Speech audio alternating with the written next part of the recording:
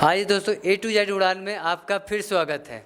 आपको ले चलते हैं कि बेहतरीन इम्पोर्टेंट क्वेश्चन जो कह रहा है कि NaH2PO4 है ना में P की ऑक्सीकरण संख्या या अंक, संख्या या अंक एक ही है, संख्या या अंक ज्ञात कीजिए। मतलब जो आपको ये क्वेश्चन दिया है सोडियम, हाइड्रोजन और क्या होता है ये फास्फेट है ना, तो इसमें P की ऑक्सीकरण संख्या आपको निकालना है। तो जब निकालना है तो आपको पता ही होगा इन सभी का आपको नंबर लास्ट इलेक्ट्रॉन विन्यास पढ़े हो ना, इलेक्ट्रॉन विन्यास में जो लास्ट का नंबर ऑक्सीकरण संख्या निकालते हैं तो उसको आपको ध्यान में रखना है कि आपके इसकी संख्या कितनी होती है, या हाइड्रोजन कितनी होगी, या PO4 या फिर O की कितनी होगी, तो ये आपको ध्यान में रखना है। ठीक है दोस्तों, तो आपको लिए चलते हैं क्वेश्चन आंसर की ओर। तो आपको आंसर कि ये बोल रहा है NaH2PO4 में है ना। तो मैं आपको बता दूं ये कहलाता सोडियम। सोडियम का परमाणु क्रमांक 11 होता है ना। Na का क्या होता है 11 होता है, जो 2 एक कक्षक में होता है और एक 8 होता है, ये 1 बचता है। तो जो आपका 1 बचता है उसको 1 इधर पे लिख देते हैं। ठीक है दोस्तों, और ये +1। और हाइड्रोजन का भी कितना होता है 1 होता है। तो हाइड्रोजन कितने हैं, ये 2 हाइड्रोजन है, 2 हाइड्रोजन और इसकी हाइड्रोजन की ऑक्सीजन संख्या 1। अब निकालना किसकी है दोस्तों, P की निकालना है ना।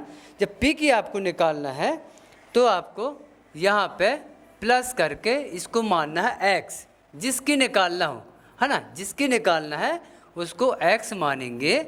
ठीक है, जब X मान लिए इसको, फिर आपको याद होगा P की हमेशा ऑक्सीकरण संख्या हमेशा होती है दोस्तों -2 है ना। ये जो O होगा, ये जो O है, O मतलब ऑक्सीजन, तो ऑक्सीजन की हमेशा ऑक्सीकरण संख्या कितनी होती है दोस्तों -2 होती है, ये ध्यान में रखिएगा।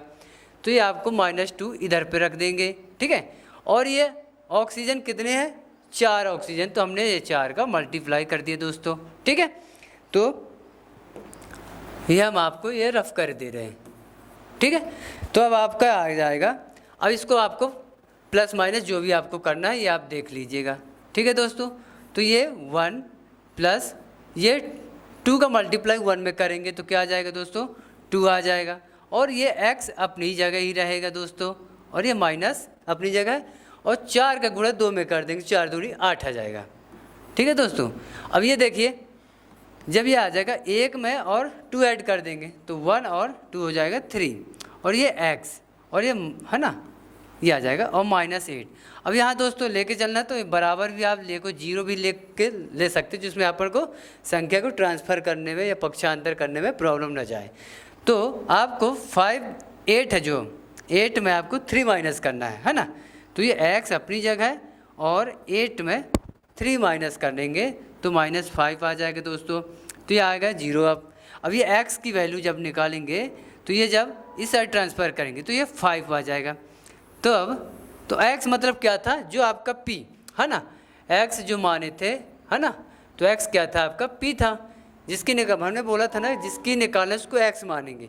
तो P की ऑक्सीकरण संख्या क्या हो जाएगी दोस्तों +5 हो जाएगी है ना।